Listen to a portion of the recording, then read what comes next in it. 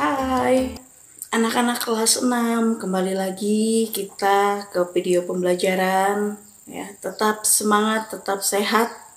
Ya, jangan pernah bosan, jangan pernah lelah. Ya. Oke, hari ini kita masuk ke materi PKN. Ya, kemarin sudah kita bahas pada pertemuan sebelumnya. Kita membahas tentang nilai-nilai pada sila Pancasila. Kemarin kita udah belajar sampai sila ketiga. Nah, hari ini kita lanjut ke sila keempat. Kita belajar tentang sila keempat. Ya, seperti yang kita ketahui, lambang dari sila keempat itu adalah kepala banteng. Ya, kepala banteng. Jadi, yang akan kita bahas pada pagi hari ini yaitu tentang penerapan dari sila keempat yang kita tahu bunyinya adalah kerakyatan yang dipimpin oleh hikmat kebijaksanaan dalam permusyawaratan perwakilan.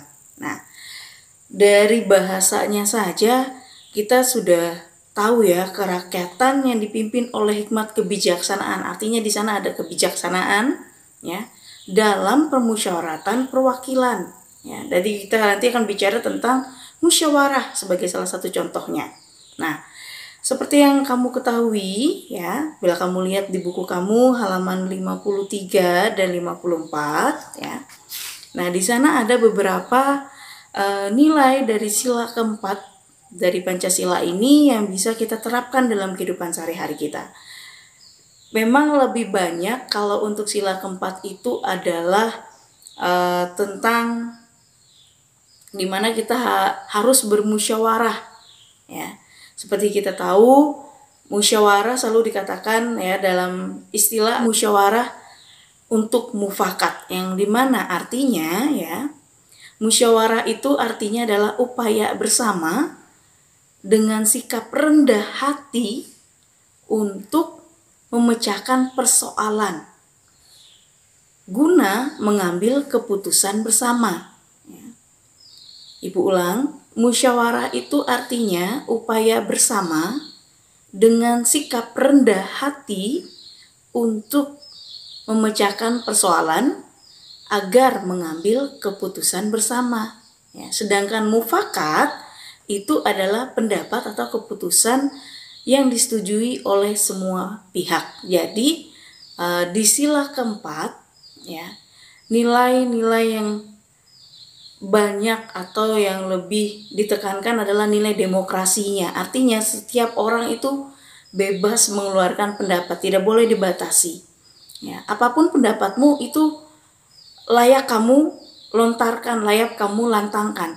Dan satu lagi, jika perbedaan pendapat itu terjadi, kita tidak boleh langsung mematahkan ataupun langsung bilang, oh pendapat kamu itu salah. Tidak bisa ya. Kita harus bisa menerima semua pendapat orang. Ya. Pendapat perbedaan itu sering terjadi, tapi dengan adanya nilai dari sila keempat ini, makanya ada yang namanya musyawarah atau diskusi. Nah, dari musyawarah dan diskusi inilah maka didapatlah sebuah keputusan akhir yang nantinya akan dilakukan dan dilaksanakan oleh semua pihak. Ya. Jadi, ya, nilai-nilai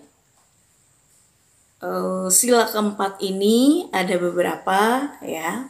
Yang pertama adalah mengutamakan kepentingan bersama. Ya, artinya dari semua permasalahan, problema yang kita harus utamakan itu bukan kepentingan kita ya pribadi atau kepentingan kelompok kita, tidak demikian, tapi keputusan itu adalah untuk kepentingan bersama. Itu yang pertama. Yang kedua, kita diajarkan untuk bisa menerima perbedaan pendapat. Seperti yang Ibu sampaikan tadi, semua orang berhak dan bebas untuk mengeluarkan pendapatnya. Jadi kita harus menerima dari berbagai macam pendapat inilah nanti akan dipilih yang paling bijaksana, yang mana, yang paling bagus, yang mana, di mana tidak ada satupun dari pendapat atau keputusan nanti yang membuat timpang atau tidak seimbang, ya.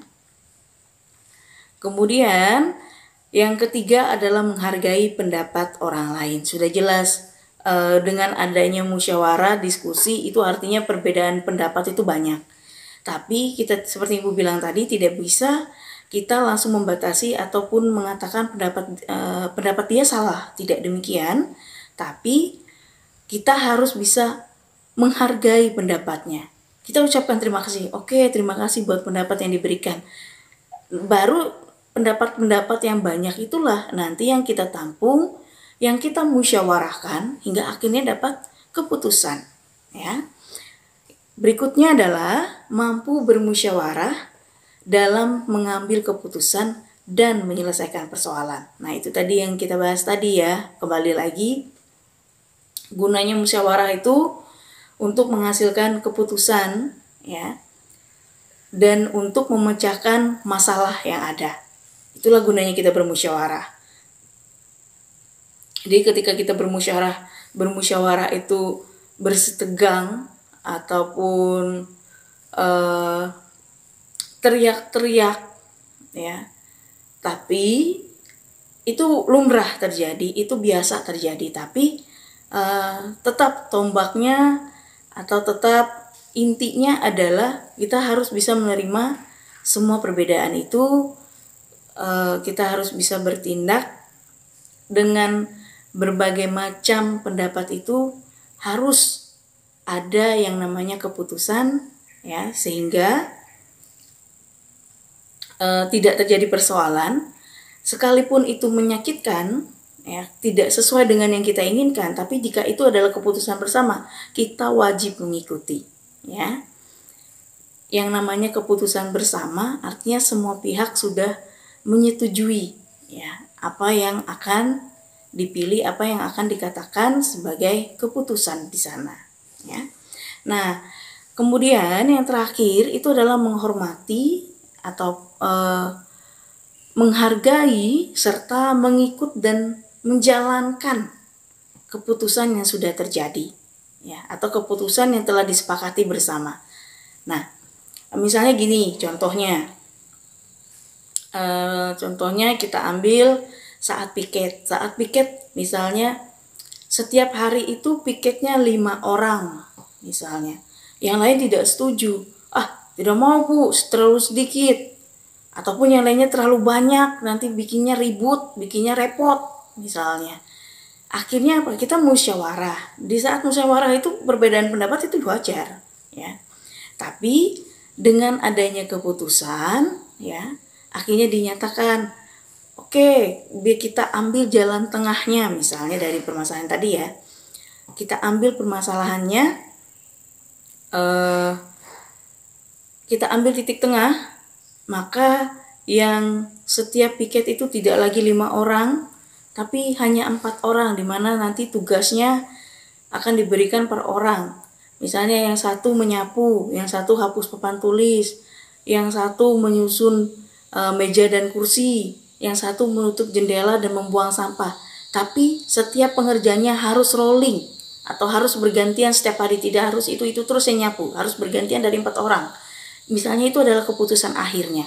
Maka semua anggota, ya, atau semua orang yang mengikuti kegiatan bermusyawarah tadi wajib menjalankan apa yang sudah disepakati, ya. Maka itulah artinya adalah musyawarah untuk mufakat. Artinya upaya bersama mengatasi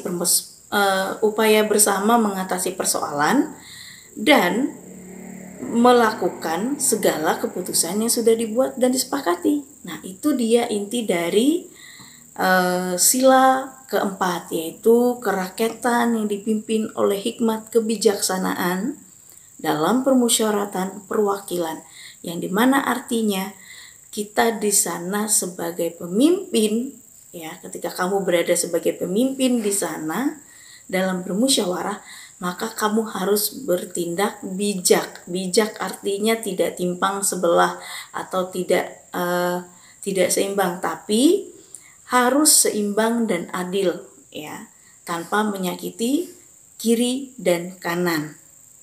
tanpa memikirkan golongan, ya. Tapi keputusan yang diberikan adalah keputusan bersama. Itulah makna dari nilai kebersamaan, ya, nilai musyawarah dari suatu